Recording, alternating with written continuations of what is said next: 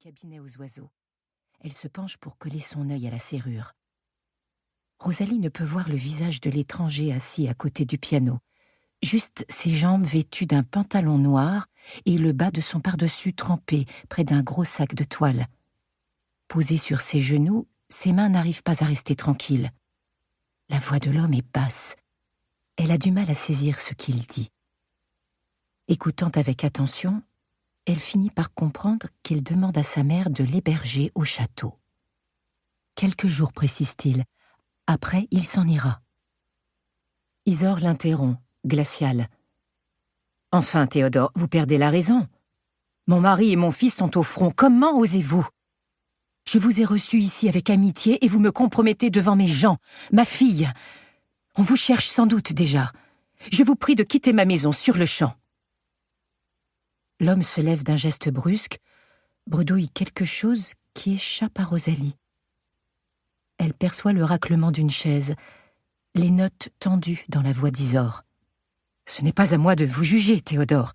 Je sais combien cette guerre est dure.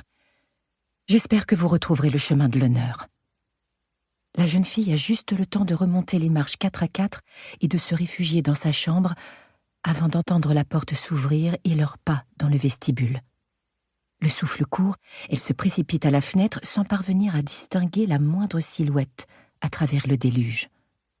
Elle bouillonne d'excitation, peine à ordonner ses pensées. Isor a appelé cet homme par son prénom, parlé d'amitié. Quel motif peut justifier de mettre un ami à la porte un soir d'orage ?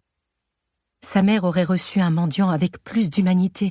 Elle lui aurait offert de patienter au chaud, lui aurait fait servir une soupe. Elle qui n'a que la charité à la bouche, cette cruauté ne lui ressemble pas. Il faut qu'elle raconte ça à Adi. « Il s'est produit un événement inouï », écrit-elle à sa cousine. Rosalie narre l'arrivée intempestive et se campe en espionne, tentée d'enjoliver un peu, de prêter à l'intrus les traits patibulaires d'un criminel en fuite. Après tout, n'est-ce pas ce qu'il doit être ? « Je crois qu'il a déserté son régiment », ajoute-t-elle, impressionnée par la gravité de sa propre accusation. Maman était furieuse et l'a jeté dehors. Apparemment, ils se connaissent. Il n'est pas venu à l'Espard par hasard. Que va-t-il devenir ? Demain, j'essaierai d'en découvrir davantage. D'ici là, je vais avoir du mal à fermer l'œil. Elle cachette l'enveloppe, se déshabille et reste allongée dans le noir, à penser à cet homme. Presque 2 heures à la pendule. Rosalie est trop énervée pour dormir. En descendant le grand escalier de marbre sous l'œil torve des portraits d'ancêtres, elle commence à discerner les sons tapis dans le silence. Craquement des volets, ronronnement discret du chauffage au sol, bruit de tuyaux, mugissement du vent dans les cheminées. Passer l'hiver ici en l'absence des hommes fait ressortir les ombres de ce vaisseau de pierre. La nuit, son atmosphère lugubre donne le sentiment d'être au bout du monde, à l'écart de la vie. Une parenthèse qui dure, comme la guerre. Avant la guerre, c'était la pension.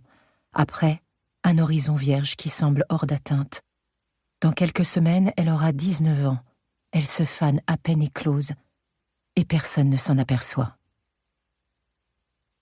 Elle se garde d'appuyer sur l'interrupteur du vestibule, dont le clic sec résonne jusqu'à l'étage. Un ray de lumière blême, filtré par les vitraux de la porte d'entrée, la guide jusqu'à la bibliothèque, ce refuge qu'elle partageait avec son père.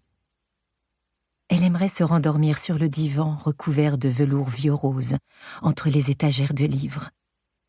Si les bonnes la trouvaient là demain, le sermon que sa mère lui passerait.